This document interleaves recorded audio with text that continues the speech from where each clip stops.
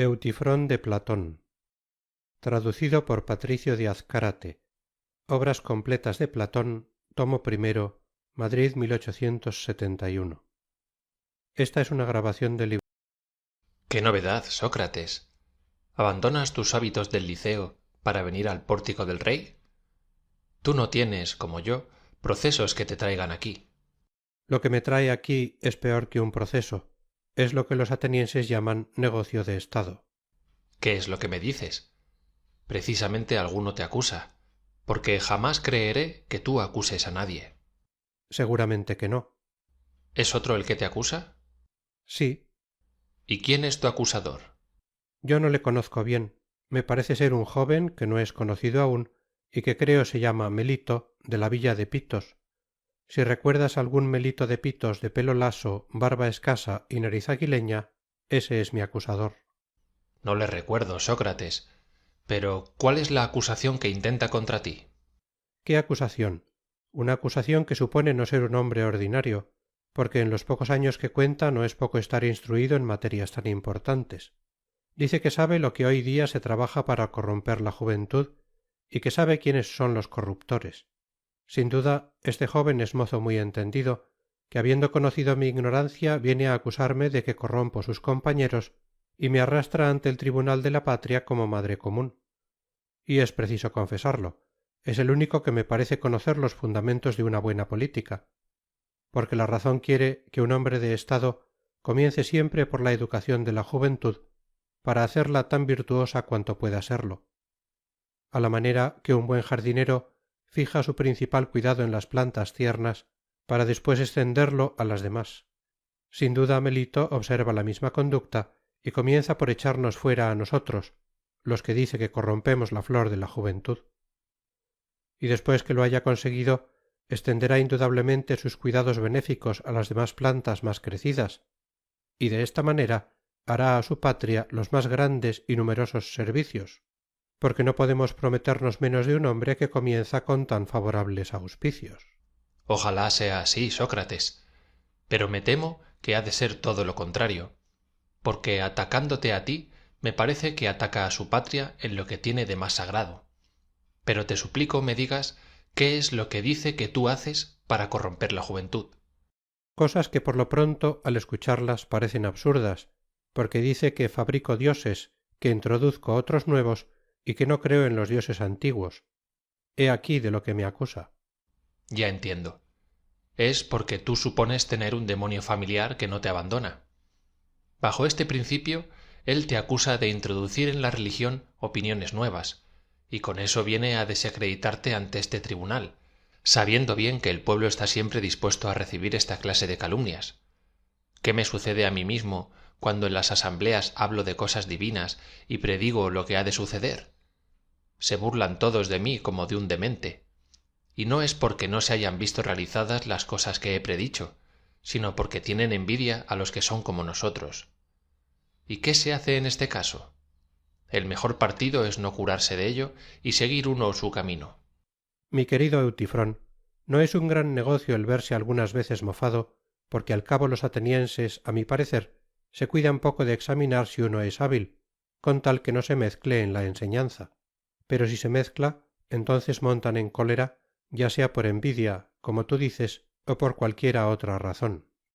En estas materias, Sócrates, no tengo empeño en saber cuáles son sus sentimientos respecto a mí. He aquí sin duda por qué eres tú tan reservado y por qué no comunicas voluntariamente tu ciencia a los demás. Pero respecto a mí, temo no creen que el amor que tengo por todos los hombres me arrastra a enseñarles todo lo que sé, no sólo sin exigirles recompensa, sino previniéndoles y estrechándoles a que me escuchen.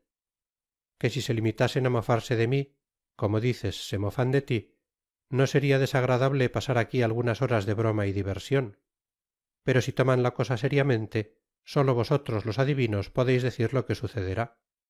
Espero que ningún mal te suceda, y que llevarás a buen término tu negocio, como yo el mío.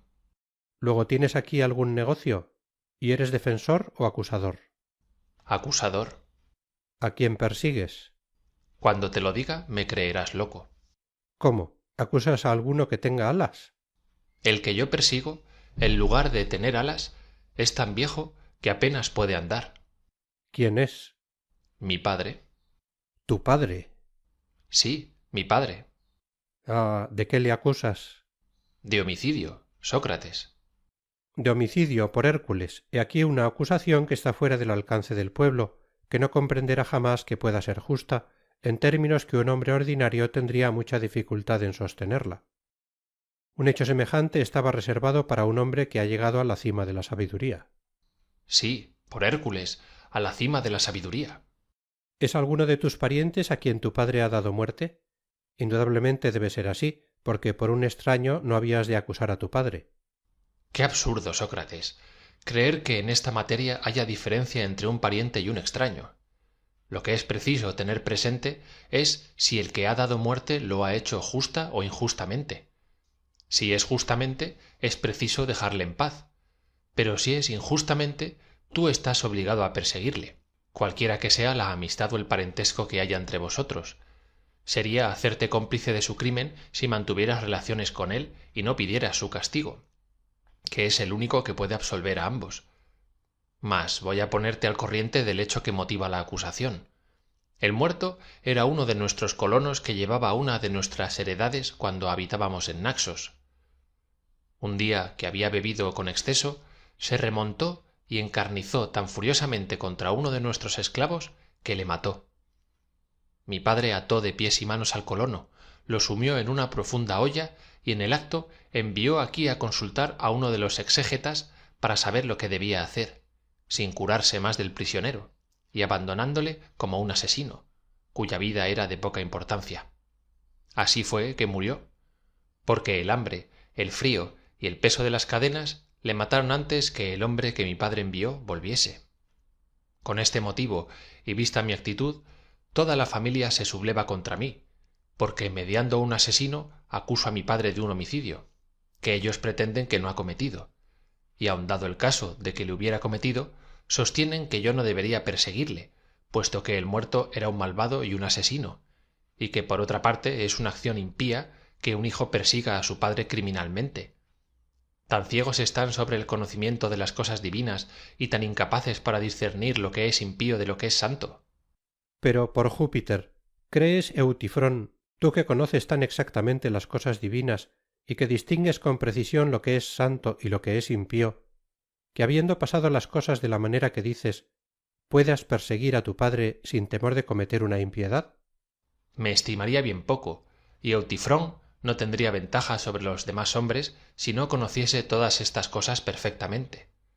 Oh maravilloso Eutifrón, estoy convencido de que el mejor partido que yo puedo tomar es hacerme tu discípulo y hacer saber a Melito, antes del juicio de mi proceso, que hasta aquí he mirado como una de las mayores ventajas saber bien las cosas divinas, pero que hoy día, viendo que me acusa de haber caído en el error introduciendo temerariamente opiniones nuevas sobre la divinidad, me he pasado a tu escuela.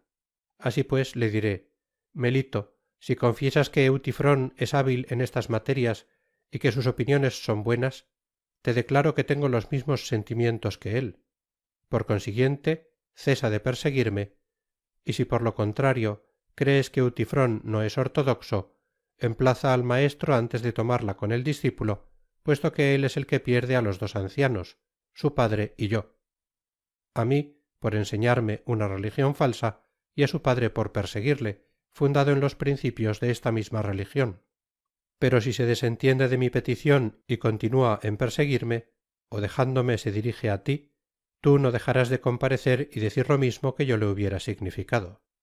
Por Júpiter, Sócrates, si su imprudencia llega al punto de atacarme, bien pronto encontraré su flaco, y correrá más peligro que yo delante de los jueces. Ya lo sé, y he aquí por qué desea tanto ser tu discípulo. Seguro que no hay nadie tan atrevido para mirarte cara a cara, ni el mismo Melito, ese hombre que penetra hasta tal punto el fondo de mi corazón que me acusa de impiedad. Ahora, en nombre de los dioses, dime lo que hace poco me asegurabas saber también. ¿Qué es lo santo y lo impío? Sobre el homicidio, por ejemplo, y sobre todos los demás objetos que puedan presentarse. ¿La santidad no es siempre semejante a sí misma en toda clase de acciones? ¿Y la impiedad, que es su contraria, no es igualmente siempre la misma de suerte que la misma idea, el mismo carácter de impiedad, se encuentra siempre en lo que es impío? Seguramente, Sócrates. Dime pues lo que entiendes por lo santo y lo impío. Llamo santo, por ejemplo, lo que hago yo hoy día de perseguir en justicia todo hombre que comete muertes, sacrilegios y otras injusticias semejantes, ya sea padre, madre, hermano o cualquiera otro. Y llamo impío no perseguirles. Sígueme, Sócrates, te lo suplico, porque quiero darte pruebas bien positivas de que mi definición es buena, y que es una acción santa, como se lo he dicho a muchas personas, no tener ningún género de miramientos con el impío, cualquiera que él sea. Todo el mundo sabe que Júpiter es el mejor y el más justo de los dioses, y todos convienen en que encadenó a su mismo padre porque devoraba sus hijos, contra razón y justicia, y Saturno no trató con menos rigor a su padre por otra falta. Sin embargo, se sublevan contra mí porque persigo a mi padre por una injusticia atroz, y se incurre en una manifiesta contradicción, juzgando de tan distinto modo la acción de los dioses y la mía. ¿No es esto mismo, Eutifrón, lo que motiva hoy mi acusación ante el tribunal? Porque cuando se me habla de estas leyendas de los dioses las recibo con dificultad. Y estoy persuadido de que este será el crimen que se me impute. Si tú, que eres tan hábil en materia de religión, estás de acuerdo en este punto con el pueblo, y si crees en tales leyendas, es de necesidad que nosotros lo seamos igualmente. Nosotros que confesamos ingenuamente no tener ningún conocimiento de estas materias. Esta es la razón para pedirte, en nombre del Dios que preside a la amistad, que no me engañes y que me digas, ¿crees que todas estas cosas se hayan realmente verificado? No sólo estas, sino también otras más sorprendentes que el pueblo ignora. ¿Crees con formalidad que entre los dioses hay guerras, odios, combates y todas las demás pasiones tan sorprendentes que los poetas y pintores nos representan en sus poesías y en sus cuadros, de que se hace ostentación por todas partes en nuestros templos, y con que se abigarra ese velo misterioso que se lleva cada 5 años en procesión a la ciudadela de la Acrópolis durante las Panateneas? Nota. Las Panateneas eran las fiestas de Minerva que se celebraban cada 5 años con juegos y sacrificios. Fin de la nota. Eutifrón, ¿debemos nosotros recibir todas estas cosas como verdades? No sólo estas, Sócrates, sino muchas otras, como te dije antes, que te explicaré si quieres, y que te sorprenderán bajo mi palabra. No me sorprenderán, pero tú me las explicarás en otra ocasión que estemos más despacio. Ahora procura explicarme más claramente lo que te he preguntado, porque aún no has satisfecho plenamente a mi pregunta, ni me has enseñado lo que es santidad. Solo me has dicho que lo santo es lo que tú haces, acusando a tu padre de homicidio. Te he dicho la verdad. Quizá, pero ¿no hay otras muchas cosas que tú llamas santas? Sin duda. Acuérdate, te lo suplico, que lo que he pedido no es que me enseñes una o dos cosas santas entre un gran número de otras que lo son igualmente, sino que me des una idea clara y distinta de la naturaleza de la santidad y lo que hace que todas las cosas santas sean santas. Porque tú mismo me has dicho que un solo y mismo carácter hace que las cosas santas sean santas, así como un solo y mismo carácter hace que la impiedad sea siempre impiedad. ¿No te acuerdas? Sí, me acuerdo. Enséñame, pues, cuál es ese carácter, a fin de que teniéndolo siempre a la vista y sirviéndome de él como un modelo, esté en posesión de asegurar sobre todo lo que tú u otros hagan, que lo que es ajustado a dicho modelo es santo y que lo que no lo es impío. Si es lo que quieres, Sócrates, estoy pronto a satisfacerte. Seguramente es lo que quiero. Digo, pues, que lo santo es lo que es agradable a los dioses, e impío lo que les es desagradable. Muy bien, Eutifrón. Me has contestado con precisión a lo que te había preguntado. Mas, en cuanto a saber si es una verdad lo que dices, hasta ahora no lo comprendo así, pero indudablemente me convencerás de que lo es. ¿Te satisfaré? Vamos, examinemos bien lo que decimos. Una cosa santa, un hombre santo, es una cosa, es un hombre, que es agradable a los dioses. Una cosa impía, un hombre impío, es un hombre, es una cosa, que les es desagradable. Y de este modo, lo santo y lo impío son directamente opuestos, ¿no es así? Sin contradicción. ¿Te parece estar esto bien definido? Lo creo. Pero no estamos también acordes en que los dioses tienen entre sí enemistades y odios, y que muchas veces están discordes y divididos. Sí, sin duda. Examinemos, pues, aquí en qué puede consistir esta diferencia de pareceres que produce entre ellos estas enemistades, estos odios. Si tú y yo disputáramos sobre dos números para saber cuál es el mayor, esta diferencia nos haría enemigos y nos arrastraría a ejercer violencias, o más bien, poniéndonos a contar, nos pondríamos en el momento de acuerdo. Es claro. Y si disputáramos sobre la diferente magnitud de los cuerpos, no nos pondríamos a medir y no se daría en el acto por terminada nuestra disputa. En el acto. Y si disputáramos sobre la pesantez, ¿no se terminaría bien pronto nuestra disputa por medio de una balanza? Sin dificultad. Pues ¿qué es lo que podría hacernos enemigos irreconciliables si llegáramos a disputar sin tener una regla fija a que pudiéramos recurrir? Quizá no se presenta a tu espíritu ninguna de estas cosas, y voy a proponerte algunas. Reflexiona un poco y mira si por casualidad estas cosas son lo justo y lo injusto, lo honesto y lo inhonesto, el bien y el mal.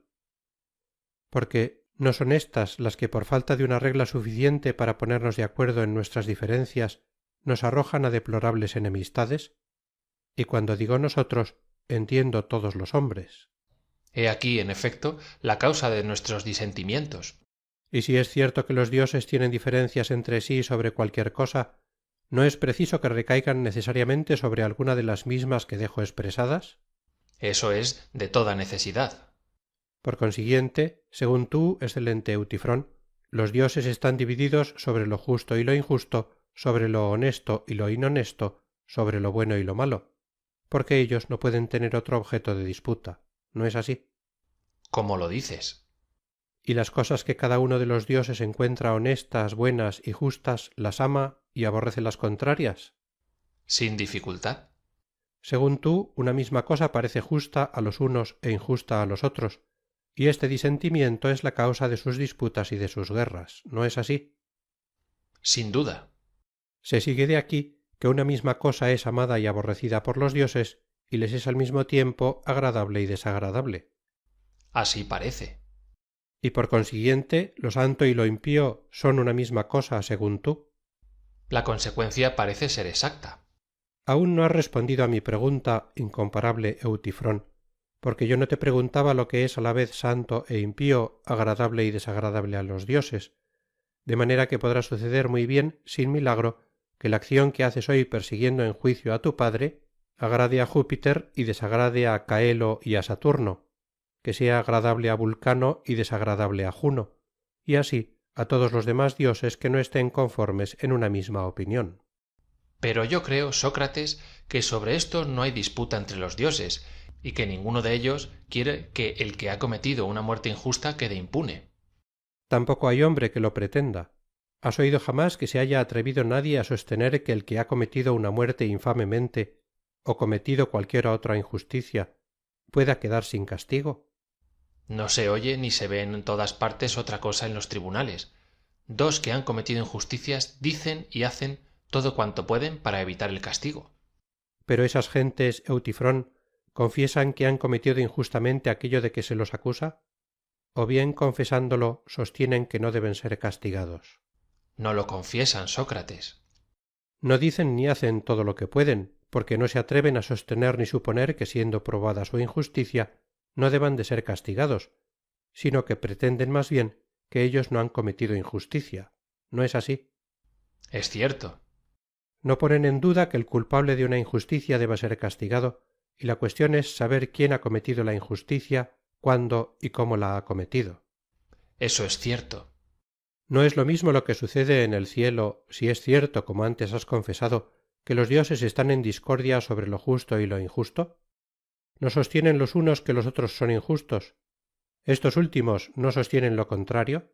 Porque entre ellos, lo mismo que entre nosotros, no hay uno que se atreva a decir que el autor de una injusticia no deba ser castigado.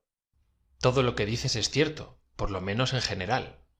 Di también en particular por qué las disputas de todos los días de los dioses y de los hombres recaen sobre acciones particulares, y si los dioses disputan sobre alguna cosa, precisamente tiene que recaer sobre cosa particular, diciendo los unos que tal acción es justa y diciendo los otros que es injusta. ¿No es así?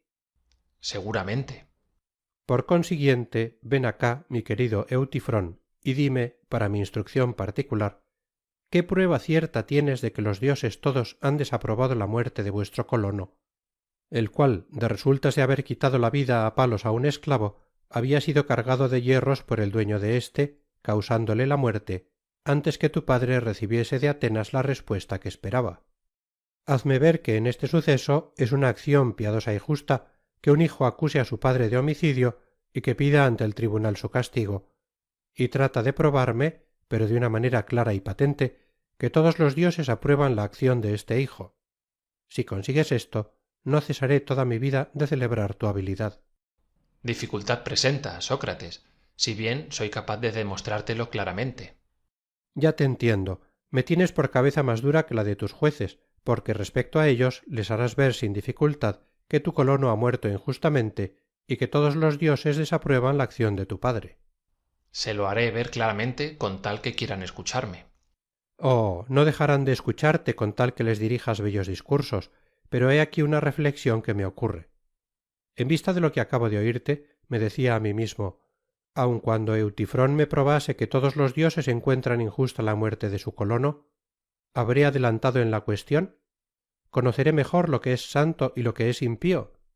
La muerte del colono ha desagradado a los dioses, según se pretende, y yo convengo en ello. Pero esto no es una definición de lo santo y de su contrario, puesto que los dioses están divididos y lo que es agradable a unos es desagradable a los otros. También doy por sentado que los dioses encuentren injusta la acción de tu padre y que todos le aborrezcan, pero corrijamos un poco nuestra definición, te lo suplico, y digamos, lo que es aborrecido por todos los dioses es impío, y lo que es amado por todos ellos es santo, y lo que es amado por unos y aborrecido por los otros no es ni santo ni impío, o es lo uno y lo otro a la vez. ¿Quieres que nos atengamos a esta definición de lo santo y de lo impío? ¿Quién lo impide, Sócrates? No es cosa mía, Eutifrón. Mira si te conviene hacer tuyo este principio y sobre él me enseñarás mejor lo que me has prometido. Por mí no tengo inconveniente en sentar que lo santo es lo que aman todos los dioses e impío lo que todos ellos aborrecen. Examinaremos esta definición para ver si es verdadera o la recibiremos sin examen y habremos de tener esta tolerancia con nosotros y con los demás, dando rienda suelta a nuestra imaginación y a nuestra fantasía, en términos que baste que un hombre nos diga que una cosa existe para que se le crea, o es preciso examinar lo que se dice.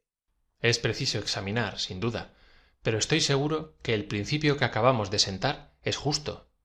Eso es lo que vamos a ver muy pronto. Sígueme. ¿Lo santo es amado por los dioses porque es santo, o es santo porque es amado por ellos? No entiendo bien lo que quieres decir, Sócrates. Voy a explicarme. ¿No decimos que una cosa es llevada y que una cosa lleva? ¿Que una cosa es vista y que una cosa ve?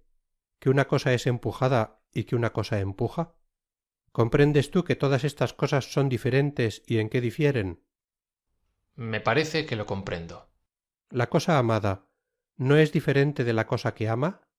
Vaya una pregunta. Dime igualmente, ¿la cosa llevada es llevada porque se la lleva o por alguna otra razón? Porque se la lleva, sin duda, Sócrates. ¿Y la cosa empujada es empujada porque se la empuja y la cosa vista es vista porque se la ve? Seguramente. Luego no es cierto que se ve una cosa porque es vista, sino por lo contrario. Ella es vista porque se la ve.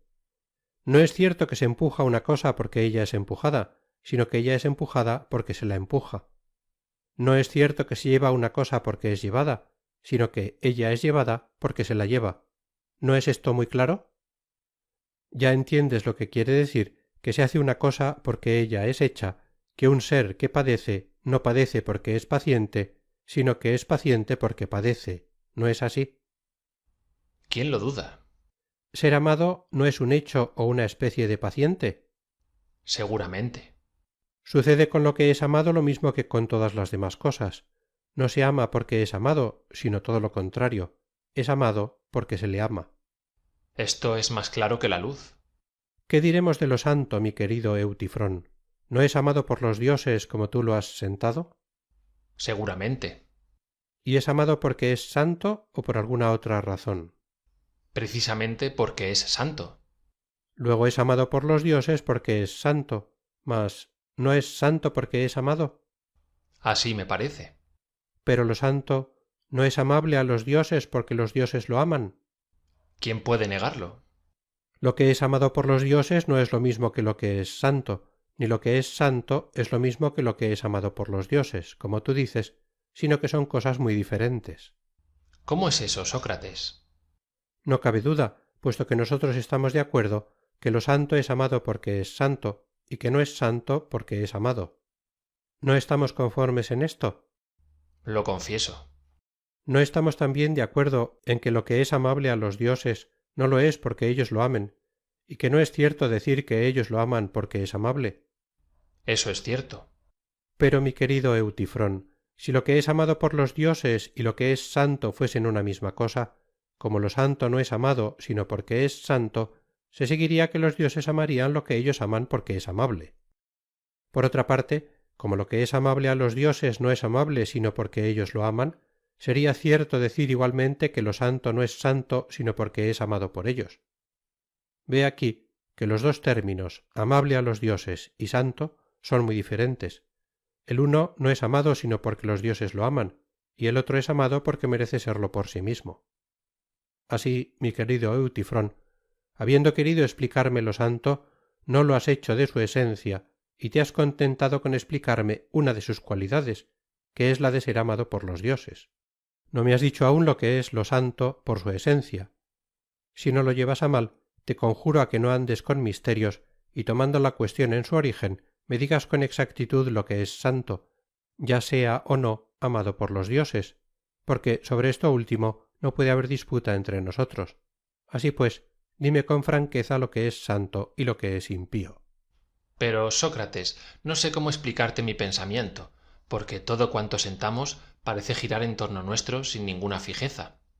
Eutifrón, todos los principios que has establecido se parecen bastante a las figuras de Dédalo. Nota. Dédalo era un escultor y arquitecto célebre. Fin de la nota. Uno de mis abuelos. Si hubiera sido yo el que los hubiera sentado, indudablemente te habrías burlado de mí y me habrías echado en la cara la bella cualidad que tenían las obras de mi ascendiente, de desaparecer en el acto mismo en que se creían más reales y positivas. Pero por desgracia, eres tú el que las has sentado, y es preciso que yo me valga de otras chanzonetas, porque tus principios se te escapan como tú mismo lo has apercibido. Respecto a mí, Sócrates, no tengo necesidad de valerme de tales argucias. A ti sí que te cuadran perfectamente, porque no soy yo el que inspira a nuestros razonamientos esa inestabilidad que les impide cimentar en firme. Tú eres el que representas al verdadero Dédalo. Si fuera yo solo, te respondo que nuestros principios serían firmes. Yo soy más hábil en mi arte que lo era Dédalo. Este solo sabía dar esta movilidad a sus propias obras, cuando yo no solo las doy a las mías, sino también a ti las ajenas. Y lo más admirable es que soy hábil a pesar mío, porque gustaría incomparablemente más que mis principios fuesen fijos e inquebrantables que tener todos los tesoros de Tántalo con toda la habilidad de mi abuelo. Pero basta de chanzas, y puesto que tienes remordimientos, ensayaré aliviarte y abrirte un camino más corto para conducirte al conocimiento de lo que es santo, sin detenerte en tu marcha. Mira, pues, si no es de una necesidad absoluta que todo lo que es santo sea justo. No puede ser de otra manera. ¿Todo lo que es justo te parece santo o todo lo que es santo te parece justo? ¿O crees que lo que es justo no es siempre santo, sino tan solo que hay cosas justas que son santas y otras que no lo son? No puedo seguirte, Sócrates. Sin embargo, tú tienes sobre mí dos ventajas muy grandes, la juventud y la habilidad. Pero como te decía antes, confías demasiado en tu sabiduría. Te suplico que deseches esa apatía y que te apliques un momento, porque lo que yo te digo no es difícil de entender, no es más que lo contrario de lo que canta un poeta. ¿Por qué se tiene temor de celebrar a Júpiter que ha creado todo? La vergüenza es siempre compañera del miedo. No estoy de acuerdo con ese poeta. ¿Quieres saber por qué? Sí, tú me obligas a decirlo. No me parece del todo verdadero que la vergüenza acompañe al miedo, porque se ven todos los días gentes que temen las enfermedades, la pobreza y otros muchos males, y sin embargo no se avergüenzan de tener este temor. ¿No te parece que es así? Soy de tu dictamen. Por lo contrario, el miedo sigue siempre a la vergüenza. ¿Hay hombre que teniendo vergüenza de una acción fea no tema al mismo tiempo la mala reputación que es su resultado? ¿Cómo no ha de temer? Por consiguiente, no es cierto decir la vergüenza es siempre compañera del miedo, sino que es preciso decir el miedo es siempre compañero de la vergüenza, porque es falso que la vergüenza se encuentre donde quiera que esté el miedo. El miedo tiene más extensión que la vergüenza. En efecto, la vergüenza es una parte del miedo, como lo impar es una parte del número. Donde quiera que hay un número, no es precisión que en él se encuentre el impar, pero donde quiera que aparezca el impar hay un número. ¿Me entiendes ahora? Muy bien. Esto es precisamente lo que te pregunté antes. Si donde quiera que se encuentre lo justo, allí está lo santo, y si donde quiera que se encuentre lo santo, allí está lo justo. Parece que lo santo no se encuentra siempre con lo justo, porque lo santo es una parte de lo justo. ¿Sentaremos este principio o eres tú de otra opinión? A mi parecer, este principio no puede ser combatido. Ten en cuenta lo que voy a decirte. Si lo santo es una parte de lo justo, es preciso averiguar qué parte de lo justo tiene lo santo, como si me preguntases qué parte del número es el par, y cuál es este número, y yo te respondiese que es el que se divide en dos partes iguales y no desiguales. ¿No lo crees como yo? Sin duda. Haz pues el ensayo de enseñarme a tu vez qué parte de lo justo es lo santo, a fin de que indique a Melito que ya no hay materia para acusarme de impiedad.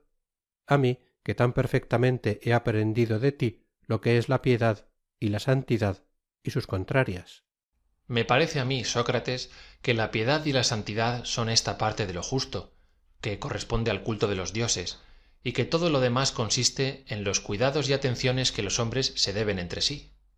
Muy bien, Eutifrón. Sin embargo, falta alguna pequeña cosa, porque no comprendo bien lo que tú entiendes por la palabra culto. ¿Este cuidado de los dioses es el mismo que el que se tiene por todas las demás cosas? Porque decimos todos los días que sólo un jinete sabe tener cuidado de un caballo, ¿no es así? Sí, sin duda. ¿El cuidado de los caballos compete propiamente al arte de equitación? Seguramente. Todos los hombres no son a propósito para enseñar a los perros, sino los cazadores. Solo los cazadores. Por consiguiente, el cuidado de los perros pertenece al arte venatorio. Sin dificultad. ¿Pertenece solo a los labradores tener cuidado de los bueyes? Sí. La santidad y la piedad es el cuidado de los dioses. ¿No es esto lo que dices? Ciertamente. ¿Todo cuidado no tiene por objeto el bien y utilidad de la cosa cuidada? ¿No ves hacerse mejores y más dóciles los caballos que están al cuidado de un entendido picador? Sí, sin duda. El cuidado que un buen cazador tiene de sus perros, el que un buen labrador tiene de sus bueyes, ¿no hace mejores lo mismo a los unos que a los otros, y así en todos los casos análogos? ¿Puedes creer que el cuidado en estos casos tienda a dañar lo que se cuida? No, sin duda, por Júpiter. ¿Tiende pues a hacerlos mejores? Seguramente. La santidad, siendo el cuidado de los dioses, debe tender a su utilidad y tiene por objeto a los dioses mejores.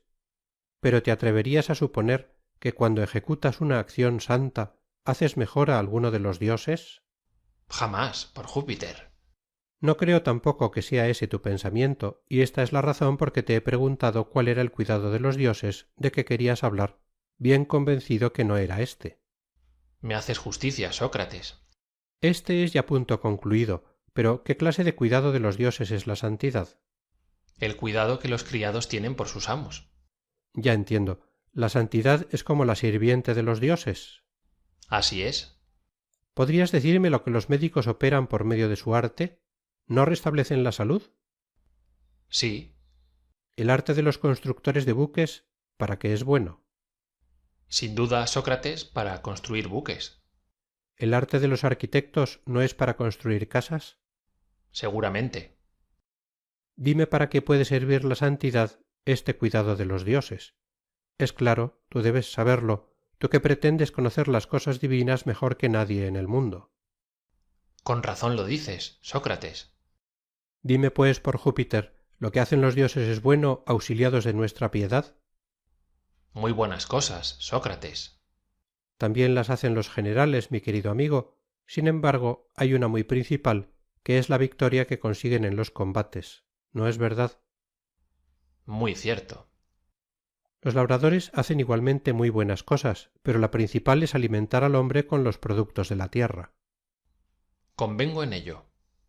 Dime, pues, de todas las cosas bellas que los dioses hacen por el ministerio de nuestra santidad, ¿cuál es la principal?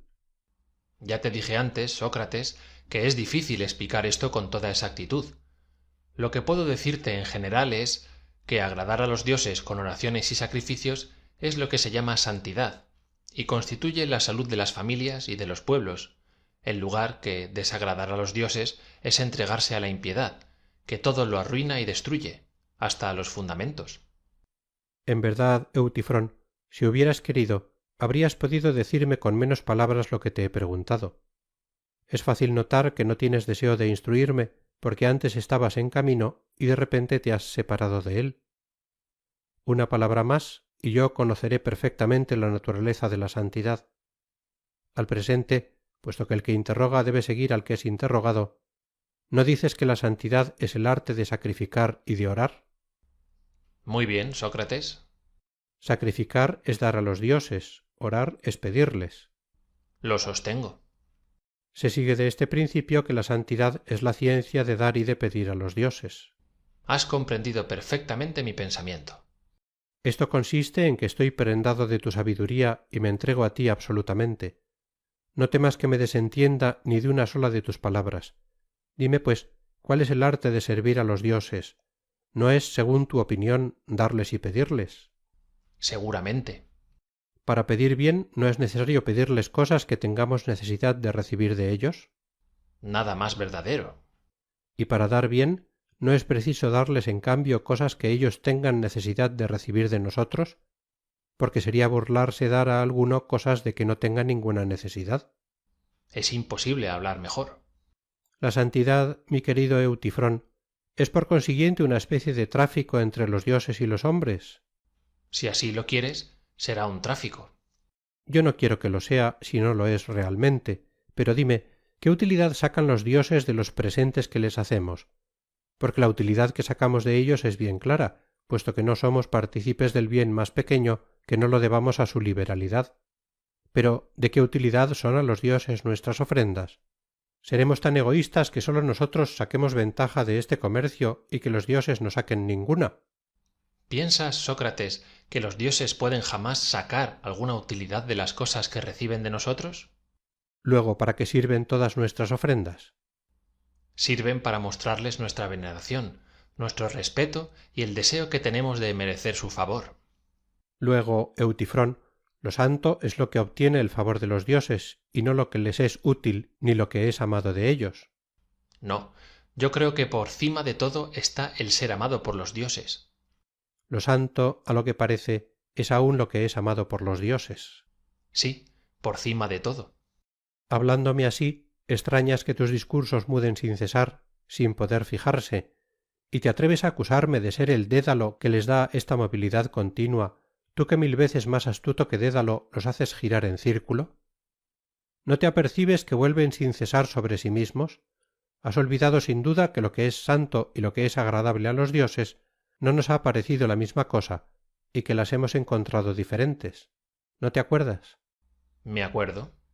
Ah, ¿no ves que ahora dices que lo santo es lo que es amado por los dioses? Lo que es amado por los dioses no es lo que es amable a sus ojos. Seguramente. De dos cosas, una. O hemos distinguido mal, o si hemos distinguido bien, hemos incurrido ahora en una definición falsa. Así parece. Es preciso que comencemos de nuevo a indagar lo que es la santidad, porque yo no cesaré hasta que me la hayas enseñado. No me desdeñes, y aplica toda la fuerza de tu espíritu para enseñarme la verdad. Tú la sabes mejor que nadie, y no te dejaré, como otro Proteo, hasta que me hayas instruido, porque si no hubieses tenido un perfecto conocimiento de lo que es santo y de lo que es impío, indudablemente jamás habrías culminado una acusación criminal, ni acusado de homicidio a tu anciano padre por un miserable colono. Y lejos de cometer una impiedad, hubieras temido a los dioses y respetado a los hombres. No puedo dudar que tú crees saber perfectamente lo que es la santidad y su contraria. Dímelo, pues, mi querido Eutifrón, y no me ocultes tus pensamientos. Así lo haré, para otra ocasión, Sócrates, porque en este momento tengo precisión de dejarte. Ah, ¿qué es lo que haces, mi querido Eutifrón? Esta marcha precipitada me priva de la más grande y más dulce de mis esperanzas, porque me lisonjeaba con que después de haber aprendido de ti lo que es la santidad y su contraria, podría salvarme fácilmente de las manos de Melito, haciéndole ver con claridad que Eutifrón me había instruido perfectamente en las cosas divinas, que la ignorancia no me arrastraría a introducir opiniones nuevas sobre la divinidad, y que mi vida sería para lo sucesivo más santa. Fin de Eutifrón de Platón. Comentario introductorio. Esta es la historia narrada de primera mano de cómo vivió la conquista de América uno de los soldados que la protagonizaron. Estamos hablando de Bernal Díaz del Castillo. Tenemos la suerte de contar con los manuscritos que ellos mismos elaboraron hace 5 siglos. Estos soldados eran gente de su época y no escribían para quedar bien con la moral del siglo XXI. Simplemente narraron lo que vivieron para dejar constancia de sus peripecias. También es el caso de Hernán Cortés, de Cabeza de Vaca y de tantos otros personajes de la época. La política de la corona en aquel momento tenía algo que nos ha hecho llegar auténticos tesoros culturales para la posteridad: poner todo por escrito. Gracias a eso se nos abre una ventana al pasado por donde podemos ver cómo pensaban y vivían realmente las gentes de ese periodo histórico, tanto los europeos como los nativos del lugar. Vas a poder sacar conclusiones, a veces leyendo entre líneas, de lo que de verdad ocurrió, narrado directamente por la fuente, sin revisionismos interesados. Hoy en día existen 2 tipos de personas. Por un lado, los que están siempre resaltando la diferencia, el yo no soy como tú, el somos distintos a vosotros, y por otro lado, aquellos que tratamos de ver lo que nos une. Yo siempre estaré al lado de la historia que nos une. Hecho este comentario introductorio, comencemos a leer el manuscrito de Bernal Díaz del Castillo. Escuchemos lo que nos contó hace 5 siglos. Comienza la relación de la historia. Bernal Díaz del Castillo, vecino y regidor de la muy leal ciudad de Santiago de Guatemala, uno de los primeros descubridores y conquistadores de la Nueva España y sus provincias y Cabo de Honduras e Higueras, que en esta tierra así se nombra, natural de la muy noble e insigne villa de Medina del Campo, hijo de Francisco Díaz del Castillo, regidor que fue de ella, que por otro nombre le llamaban el Galán, y de María Díez Rejón, su legítima mujer, que halla en Santa Gloria. Como mis hermanos y un padre y un hermano mío siempre fueron servidores de la corona real y de los reyes católicos, don Fernando y doña Isabel, de muy gloriosa memoria, quise parecer en algo a ellos. En aquel tiempo, que fue el año de 1514, vino por gobernador de tierra firme un caballero que se decía Pedrarias Dávila. Acordé venir con él a su gobernación y conquista. Alcanzamos a saber que era nuevamente poblada y ganada la isla de Cuba, y que en ella estaba por gobernador un hidalgo que se decía Diego Velázquez. Acordamos ciertos caballeros y personas de calidad de mandarle licencia para irnos a la isla de Cuba, y él nos la dio de buena voluntad, porque no tenía necesidad de tantos soldados como los que trajo de Castilla para hacer la guerra. Porque no había qué conquistar, que todo estaba en paz, que Vasco Núñez de Balboa lo había conquistado. Pues desde que tuvimos la licencia nos embarcamos en un buen navío y con buen tiempo llegamos a la isla de Cuba. Como se habían pasado ya 3 años y no habíamos hecho cosa ninguna que sea de contar, acordamos juntarnos 110 compañeros de los que habíamos venido de tierra firme y de los de la isla de Cuba que no tenían indios, y concertamos con un hidalgo que se decía Francisco Hernández de Córdoba, que era hombre rico y tenía pueblo de indios en aquella isla, para que fuese nuestro capitán, para ir en busca de nuestra aventura, a buscar y descubrir tierras nuevas, para en ellas emplear nuestras personas. De los borrones y cosas que escriben los cronistas Gomara e Illescas acerca de las cosas de la Nueva España. Estando escribiendo en esta crónica, acaso vi lo que escriben Gomara e Illescas y Jovío en las conquistas de México y Nueva España, y desde que leí sus palabras tan groseras y sin primor, dejé de escribir, estando presentes tan buenas historias. Y desde que entraron a decir de las grandes ciudades, tantos números que dicen que había de vecinos en ellas, que tanto les da decir 80.000 como 8.000. Pues de aquellas matanzas que dicen que hacíamos, siendo nosotros 400 soldados los que andábamos en la guerra, harto teníamos que defendernos que no nos matasen. Que aunque estuvieran los indios atados, no hiciéramos tantas muertes. En especial que tenían sus armas de algodón, que les cubrían el cuerpo, y arcos, y saetas, rodelas, lanzas grandes, espadas de navajas como de 2 manos, que cortan más que nuestras espadas, y muy denodados guerreros. Dicen que derrocamos y arrasamos muchas ciudades y templos. Los verdaderos conquistadores y curiosos lectores que saben lo que pasó, claramente les dirán que si todo lo que escriben de otras historias va como lo de Nueva España, irá todo errado. Y lo bueno es que ensalzan a unos capitanes y abajan a otros. Y los que no se hallaron en las conquistas dicen que fueron en ellas. Dejemos esta plática, que es todo burla lo que escriben acerca de lo acaecido en la Nueva España. Y mirando esto, acordé de seguir mi intento para que salga a la luz y hallaran las conquistas de la Nueva España claramente, como se han de ver. De cómo vinimos con otra armada a las tierras nuevas, y por capitán el valeroso y esforzado don Hernando Cortés. Después que llegó a Cuba el capitán Juan de Grijalva, ordenó enviar una buena armada, muy mayor que la de antes, y para ello tenía a punto 10 navíos en el puerto de Santiago de Cuba, donde Diego Velázquez residía. Diré las diferencias que hubo para elegir capitán para ir a aquel viaje. Finalmente concertaron que hiciesen dar a Hernando Cortés la capitanía general de toda la armada, y que partirían entre todos la ganancia del oro, plata y joyas de la parte que le cupiese a Cortés, porque Diego Velázquez enviaba a rescatar. Comentario de Roberto González Fernández, servidor. Rescatar quiere decir comerciar. El rescate normalmente consistía en intercambiar con los nativos las mercancías venidas de Europa. Hay que pensar que la tecnología europea de la época estaba adelantada en muchos siglos a la de América.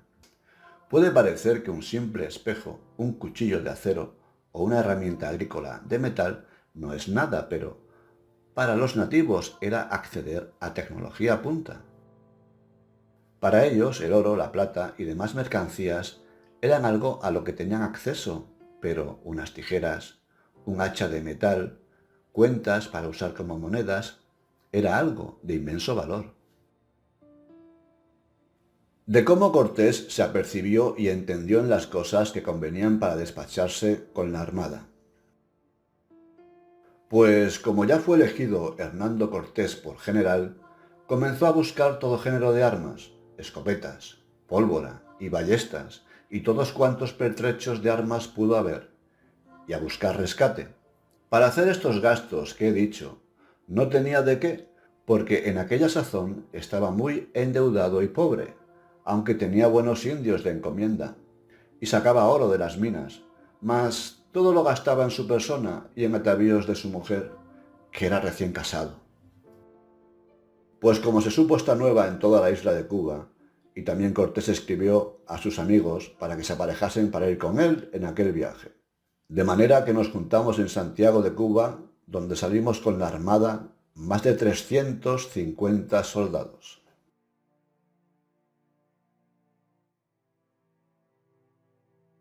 De cómo el capitán Hernando Cortés se embarcó con todos los soldados para ir a La Habana.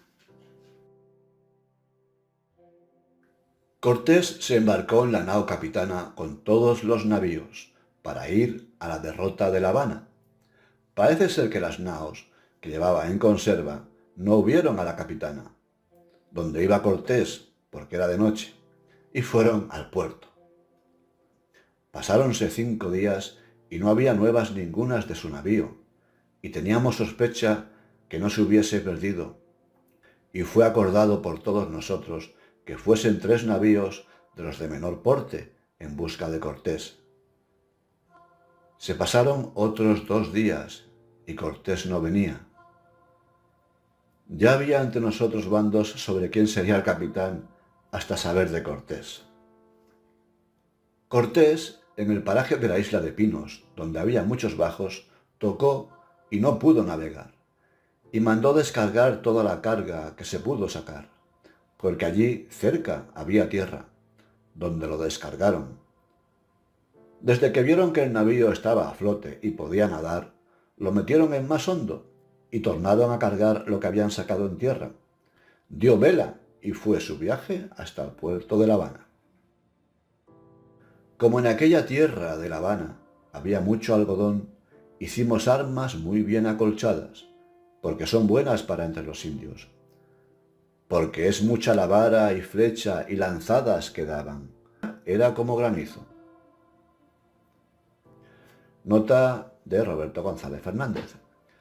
Al contrario de lo que se pueda pensar, las armaduras metálicas podían llegar a ser un estorbo por su peso y porque el metal se oxidaba y dañaba muy rápidamente. Por eso hacían protecciones con algodón muy prensado, que era más ligero y funcional para ese escenario. Seguimos. Todo esto ordenado nos mandó apercibir para embarcar y que los caballos fuesen repartidos en todos los navíos. Hicieron pesebrera y metieron mucho maíz y hierba seca.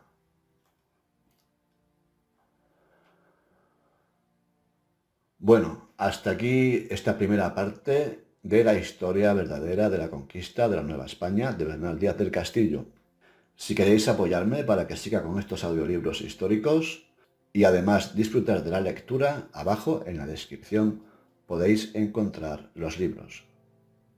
Nos vemos en la segunda parte de esta increíble historia real, de la historia que nos une.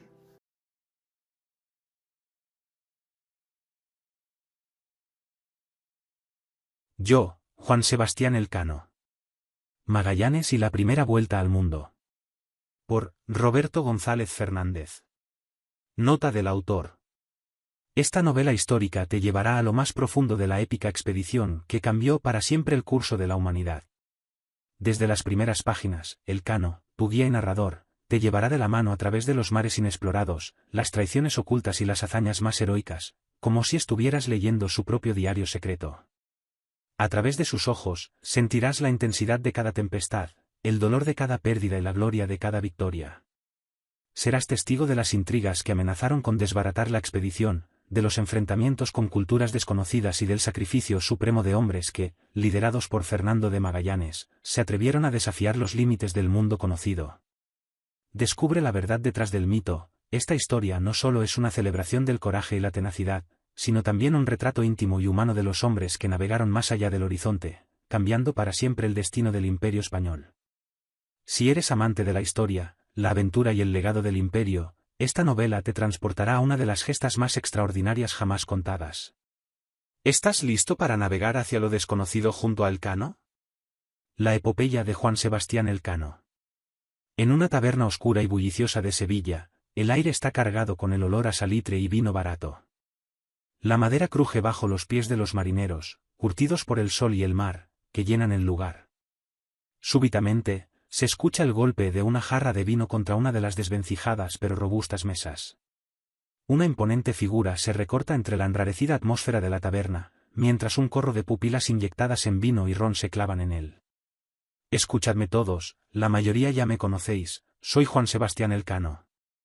Dejad, amigos, que os relate, desde el principio y sin perder detalle, como apenas 20 hombres, más muertos que vivos, de casi 300 que principiamos, conseguimos volver con vida, del más peligroso viaje que jamás haya osado alma mortal. El tiempo se detuvo, todos quedaron pasmados, ansiosos por escuchar, de boca del mismo Elcano, la mayor aventura que hayan osado los hombres. Todo comenzó en el verano de 1519. El turco había cortado la ruta por tierra hacia la especiería y los portugueses habían encontrado un paso por mar, rodeando África. Sus Majestades la reina Juana de Castilla y su joven hijo, el rey, Carlos I de España y V de Alemania, estaban al frente de nuestro imperio, en plena expansión. Un marino y militar portugués, de nombre Fernando de Magallanes, había propuesto a su rey una ruta alternativa para llegar a las Islas Molucas, pero, por más que lo había explicado, su propuesta y persona fueron despreciadas. Al parecer, el tal Magallanes, dolido por tan reiteradas afrentas, se había presentado ante nuestro rey Carlos, para ofrecerse a comandar el descubrimiento de una nueva ruta hacia la especiería. Decía haber estudiado los cálculos del almirante Cristóbal Colón y corregido sus errores. Afirmaba que, navegando hacia el oeste, se encontraba un paso que daría acceso a su majestad a las Islas Molucas. El mismísimo Hernán Cortés estaba a punto de iniciar su descubrimiento y conquista del Imperio Mexica. España rebosaba de audaces descubridores del Nuevo Mundo, y tras la aceptación del plan de Magallanes por parte de nuestro rey, el emperador Carlos, me dispuse a formar parte de tan temeraria expedición. La aventura me emocionaba, pero no me fiaba de ese portugués, y no era el único. Nuestra expedición constaba de casi 300 hombres, entre marineros, oficiales, soldados y otros tripulantes. La mayoría de nuestros efectivos eran españoles de la península, pero también contábamos con marinería de varios lugares del imperio y de otras naciones. Además, teníamos un intérprete malayo llamado Enrique, y lo que más nos inquietaba, unos 30 portugueses. Hijos de la única potencia mundial que nos hacía sombra. Nos embarcamos con provisiones para 2 años. Llevábamos mucho vino, que para nosotros era como el fuego que nos mantenía en marcha. Además, cargamos galletas, harina, queso, arroz, legumbres, carne de membrillo, miel y algunos animales vivos, como vacas y cerdos. También llevábamos una gran cantidad de baratijas, cuentas, collares, telas de colores chillones y espejos, preparados para intercambiar con los indígenas que pudiéramos encontrar en nuestro camino. Ahora, dejad, amigos, que os haga una pequeña confesión. Antes de embarcarme en esa expedición, había tenido problemas con la justicia porque vendí mi barco a unos genoveses. Me había enrolado en la expedición, no solo para enmendar mi falta, sino también para formar parte de una aventura que cambiaría el mundo. La partida de Sevilla. Todos en la taberna advirtieron que, Elcano no solo estaba narrando su admirable epopeya, sino que, la estaba volviendo a revivir. Partimos de Sevilla en agosto de 1519, cuando la ciudad aún despierta bajo la pálida luz del amanecer, con los sonidos de los barcos preparados para zarpar resonando en el aire. Las velas de nuestras 5 naves se alzan imponentes contra el cielo, listas para recibir los vientos que nos llevarán a través del inmenso Atlántico. El descenso por el río Guadalquivir es todo un espectáculo. Las orillas están abarrotadas de curiosos, familiares y amigos que vienen a despedirse, conscientes de que muchos de nosotros no regresaremos. Los gritos de ánimo y las oraciones se mezclan con el ruido de las maniobras de los marineros, que trabajan con precisión para guiar nuestras naos por las aguas tranquilas del río. Alrededor, todo es júbilo, pero nosotros ni siquiera sabemos qué rumbo y ruta vamos a tomar, es más, ni siquiera tenemos la certeza de que exista la endemoniada ruta. Todos, marineros, soldados y oficiales, llevamos a cabo nuestras tareas como parte de un mecanismo perfectamente ajustado, al tiempo que vamos inmersos en nuestros pensamientos. Nuestras familias, el temor a lo desconocido, nuestras esperanzas de prosperidad. Observo a Magallanes, atento a todo, dando órdenes sin descanso, sin permitir la más mínima indisciplina, como si intuyera que, al menor error, su capitanía iba a ser puesta en entredicho. No me equivoqué al juzgarlo como un militar extremadamente aferrado a la disciplina, no es de los que dejan pasar la más nimia insubordinación. Fernando de Magallanes ha sido naturalizado como súbdito de Su Majestad Católica, el Rey Carlos, en 1518, tornándose en uno de los nuestros, pero, a pesar de esto, la mayoría le seguimos viendo con recelo por su origen portugués. Además, digamos que su carácter huraño y autoritario, no le granjea el favor de la tripulación. El rey Carlos I ha decidido nombrar a Juan de Cartagena como supervisor para vigilarle de cerca. Aunque oficialmente Magallanes tiene el mando, en la práctica, debe rendir cuentas a Juan de Cartagena. Al llegar a Sanlúcar de Barrameda, se hace evidente que nuestra partida será más compleja de lo esperado. Magallanes y el resto de oficiales deciden demorar un mes en este puerto no solo para completar los preparativos finales, sino también como una estrategia deliberada para despistar a los espías portugueses que nos acechan, siempre atentos a cualquier oportunidad para sabotear nuestros planes. Durante nuestra estancia en Sanlúcar, los de la tripulación somos asediados por todo tipo de inquietantes insinuaciones. Los rumores sobre los verdaderos planes de Magallanes, las tensiones entre nosotros y la desconfianza hacia los portugueses crecen día tras día. El liderazgo de Magallanes se ve continuamente puesto a prueba, y la figura de Juan de Cartagena como supervisor añade más leña al fuego de la desconfianza. Las disputas son constantes. Uno de los temas más candentes es la ruta que seguiremos. Magallanes insiste en mantener el curso hacia el sur para encontrar el ansiado paso hacia la especiería. Pero muchos de nuestros oficiales españoles, acostumbrados a rutas más convencionales y menos arriesgadas, se muestran escépticos. Juan de Cartagena, en particular, cuestiona abiertamente las decisiones de Magallanes en todas las reuniones. Cada objeción es recibida por el portugués como una nueva humillación. Al presenciarlo, me pregunto cuánto tardará en prender la corta mecha del capitán. La asignación de raciones y suministros es también motivo de controversia. Magallanes, meticuloso en su planificación, establece cuotas estrictas para asegurarse de que tengamos suficiente para el largo viaje. Sin embargo, algunos marineros y oficiales, acostumbrados a una mayor cantidad de rancho, se oponen airadamente a estas restricciones.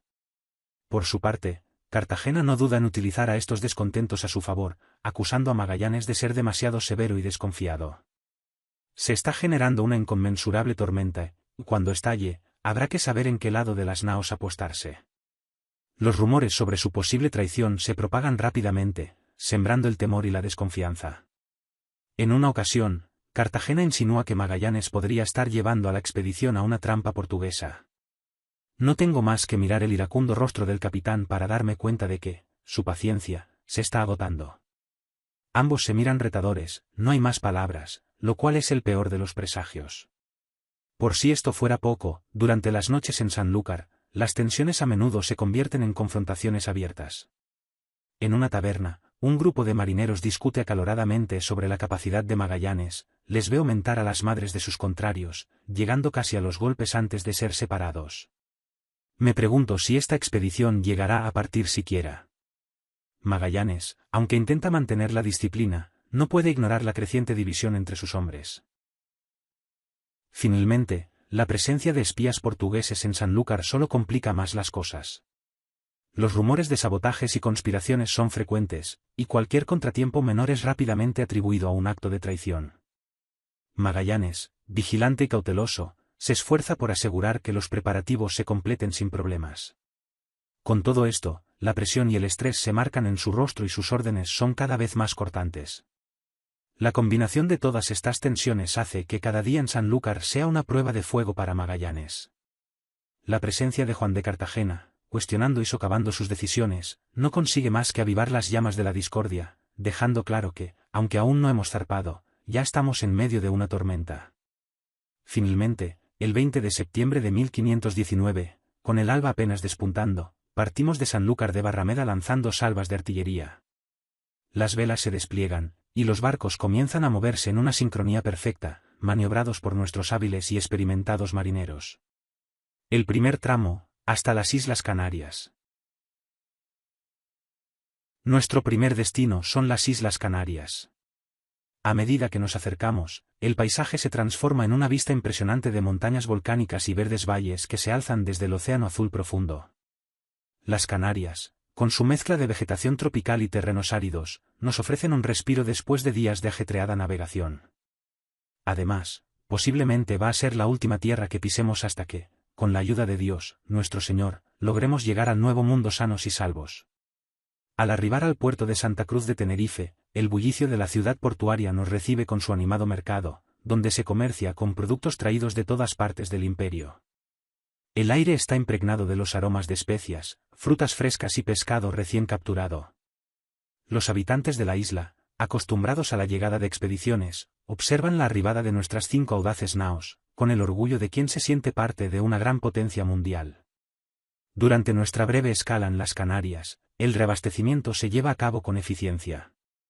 Nuestros marineros trabajan arduamente descargando barriles vacíos y llenándolos de agua fresca, mientras otros se encargan de cargar todo tipo de víveres que complementarán nuestras raciones. La actividad incesante en el puerto se desarrollaba bajo el sonido de fondo de las voces de los comerciantes que ofrecen sus mercancías.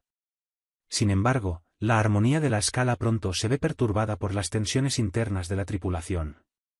Las diferencias entre nosotros y los portugueses empiezan a manifestarse con mayor intensidad.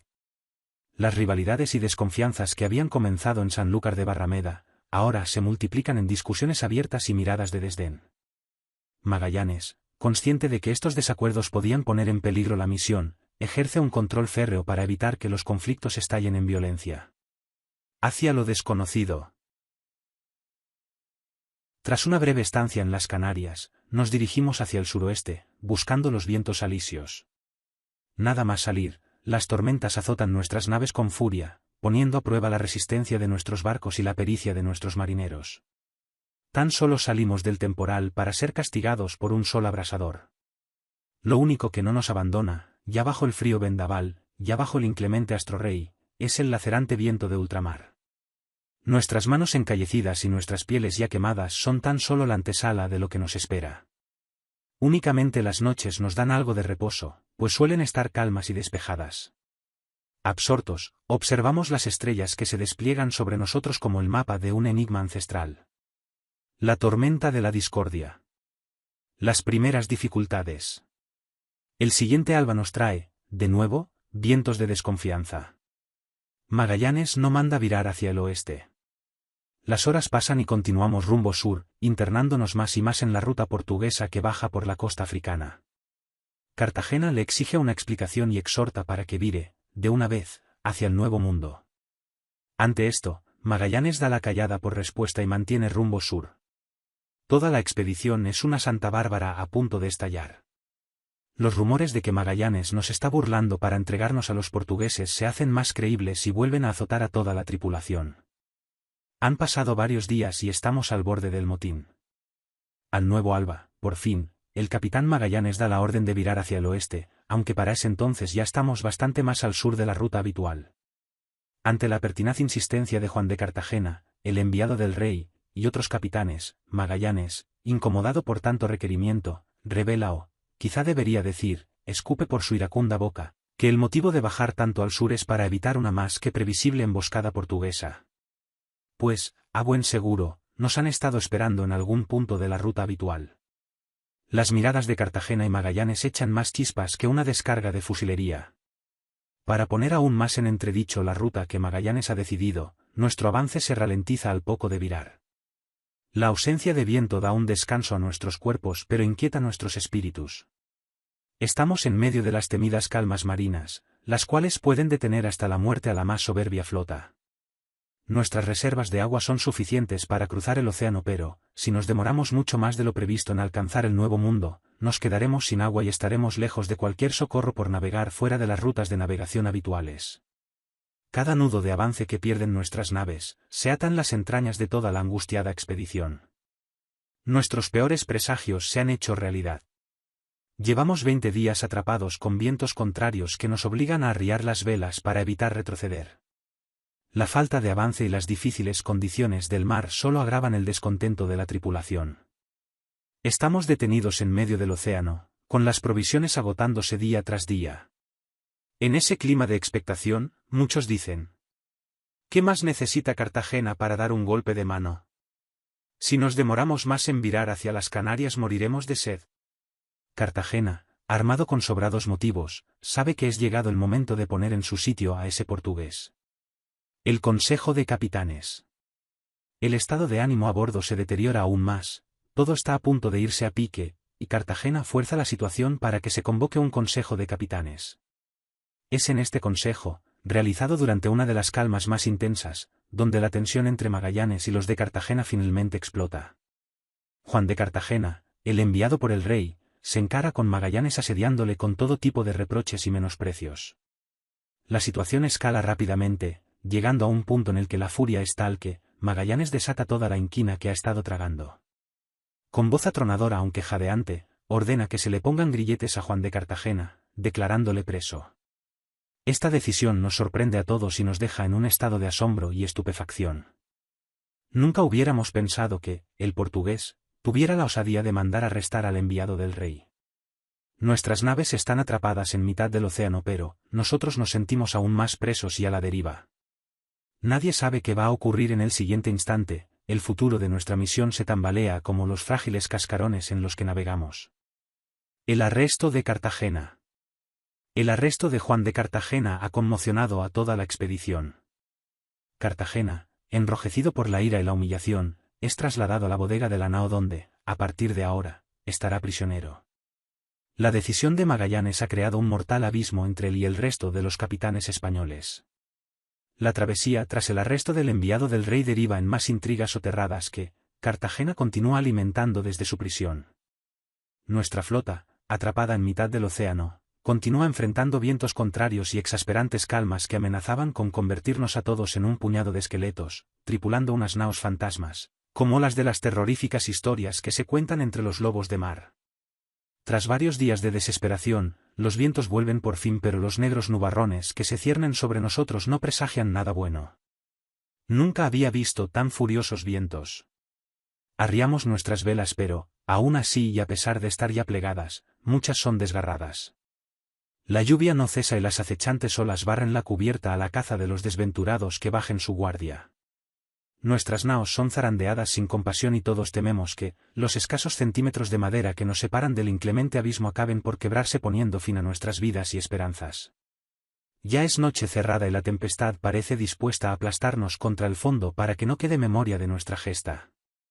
La mayoría rezamos y nos refugiamos en nuestros pensamientos con nuestras familias, mientras preparamos nuestras almas para reunirnos con el Creador. Súbitamente una luz se posa en lo más alto del palo mayor. Es la luz de San Telmo. Todos pedimos a Dios. ¿Será verdad que nuestras plegarias han sido escuchadas? Recuperando la esperanza, vemos cómo la tempestad comienza a amainar, sucumbiendo bajo la manta protectora de nuestro Señor. Entre vítores y aleluyas, nuestra expedición continúa su avance. Todos rogamos a Dios para que aplaque las inmisericordias furias marinas hasta que arribemos a tierra. Aunque nuestro ánimo está alto, nuestros víveres parecen evaporarse con cada jornada que pasa, pues, aunque cargamos provisiones para 2 años, la mayoría ha comenzado a pudrirse. Además, el agua es lo primero en agotarse en tan largas travesías. Aún así, contamos con el vino, que aún es abundante, y el duro bizcocho que mojamos en él, para mantenernos hasta tocar tierra. Con cada palabra, el cano parece sumergirse más y más en su aventura. Estas salen de su boca como si estuviera, de nuevo, sobre una de las precarias naos. Ya estamos en octubre, y la travesía se ha convertido en una prueba constante de resistencia y paciencia. La marinería se enfrenta a una situación cada vez más precaria. Las provisiones comienzan a escasear, y el ánimo de la tripulación, una vez lleno de promesas y esperanza, se encuentra al borde del desánimo. Cada día es una lucha por mantener la moral alta y la cohesión dentro de la flota, mientras las tensiones con Magallanes no hacen más que aumentar. Estamos atrapados en las luchas de poder entre Cartagena y Magallanes. No obstante, muchos tenemos mayor preocupación por el temor a que se agote el poco agua que nos resta que, por sus mundanas intrigas. A finales de noviembre, una tenue sombra en el horizonte nos revela que estamos avistando la costa de Brasil.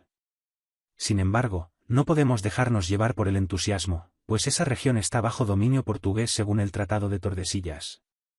El riesgo de ser apresados por los portugueses puede más que nuestra extrema necesidad de tomar tierra para hacer aguada. Seguimos paralelos pero alejados de la costa que se dibuja en el horizonte, como llamándonos. Nosotros, desde la borda, la vemos pasar, tan cerca y tan lejos al mismo tiempo. No tenemos más opción que seguir adelante, alejándonos de las aguas controladas por el enemigo. Aunque, la necesidad, pronto nos va a obligar a tomar tierra en dominios portugueses. Nota. En el año 1519, el territorio que hoy conocemos como Brasil ya era conocido por los europeos, especialmente los portugueses, quienes habían llegado allí en 1500 bajo el mando del explorador Pedro Álvares Cabral. Sin embargo, el nombre Brasil no estaba completamente asentado y el país no existía como una entidad política unificada. El nombre Brasil proviene del palo Brasil, un árbol que produce un tinte rojo muy valorado en Europa. Los portugueses comenzaron a referirse a la región como Terra de Santa Cruz, Tierra de la Santa Cruz, y más tarde como Terra do Brasil, Tierra del Brasil, debido a la abundancia de este árbol. Así que, aunque en 1519 no existía un país con el nombre de Brasil tal como lo conocemos hoy, la región ya estaba identificada por los europeos con el nombre de Brasil, derivado del valioso palo Brasil que se encontraba en abundancia allí.